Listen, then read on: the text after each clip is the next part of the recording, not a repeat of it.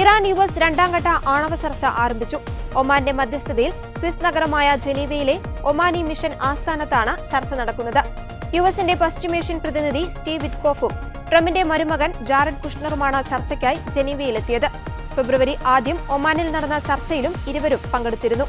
Iran ആണവ നിർവ്യാപന കരാറിൽ ഏർപ്പെടാൻ ആഗ്രഹിക്കുന്നുവെന്നാണ് താൻ വിശ്വസിക്കുന്നതെന്ന് ചൊവ്വാഴ്ചത്തെ ചർച്ചയ്ക്ക് മുന്നോടിയായി US പ്രസിഡന്റ് ഡൊണാൾഡ് ട്രംപ് പറഞ്ഞു.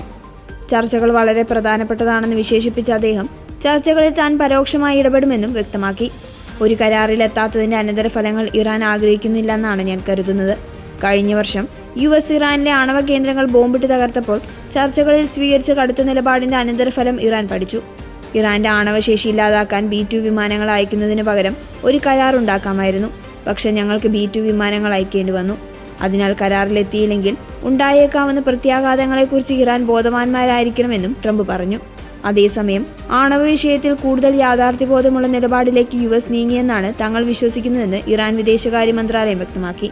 ഒമാന്റെ മധ്യസ്ഥതയിൽ നടക്കുന്ന ചർച്ച തങ്ങളുടെ ആണവ പദ്ധതിയിലും US ഏർപ്പെടുത്തിയ സാമ്പത്തിക ഉപരോധങ്ങൾ പിൻവലിക്കുന്നത് സംബന്ധിച്ചുള്ള വിഷയങ്ങളിലും ശ്രദ്ധ കേന്ദ്രീകരിക്കുമെന്നും ഇറാൻ പറഞ്ഞു. അതിനിടെ ഇറാന് സമീപം US വിമാനവാഹിനി കപ്പലും യുദ്ധക്കപ്പലുകളും വിന്യസിച്ചതിൽ ഇറാന്റെ പരമോന്നത നേതാവ് ആയത്തുള്ള അലി ഖമേനി പ്രതികരണവുമായി രംഗത്തെത്തി. ഒരു വിമാനവാഹിനി കപ്പലിനേക്കാൾ അപകടകരമാണ് അതിനെ കടലിന്റെ അടിത്തട്ടിലേക്ക് അയക്കാൻ കഴിയുന്ന ആയുധം. USന്റെ സൈന്യം ലോകത്തിലെ ശക്തമായ സൈന്യമാണ്. എന്നാൽ ആ സൈന്യത്തിന് തിരിച്ചുവരാൻ സാധിക്കാത്ത നിലയിൽ പ്രഹരം ലഭിച്ചേക്കാമെന്നും അദ്ദേഹം മുന്നറിയിപ്പ് നൽകി. ചർച്ചകളുടെ ഫലം മുൻകൂട്ടി നിശ്ചയിക്കാനാണ് USന്റെ ശ്രമമെന്നും അത് തെറ്റും വിഡ്ഢിത്തവുമായിരിക്കുമെന്നും അദ്ദേഹം പറഞ്ഞു. ഇറാനും USും തമ്മിലുള്ള ചർച്ചകൾ പുരോഗമിക്കുമ്പോഴും പശ്ചിമേഷ്യയിൽ അമേരിക്കൻ സൈന്യം തങ്ങളുടെ സ്വാധീനം വർദ്ധിപ്പിക്കുകയാണെന്നാണ് റിപ്പോർട്ടുകൾ. USന്റെ വിമാനവാഹിനി കപ്പലായ USS എബ്രഹാം ലിങ്കൺ ഇറാന്റെ സമീപത്തായി നിലയുറപ്പിച്ചിട്ടുണ്ട്. മാത്രമല്ല ലോകത്തിലെ ഏറ്റവും വലിയ യുദ്ധക്കപ്പലായ USS ജെറാൾഡ് ആർ ഫോർഡും ഉടൻ തന്നെ മേഖലയിലെത്തിയേക്കും.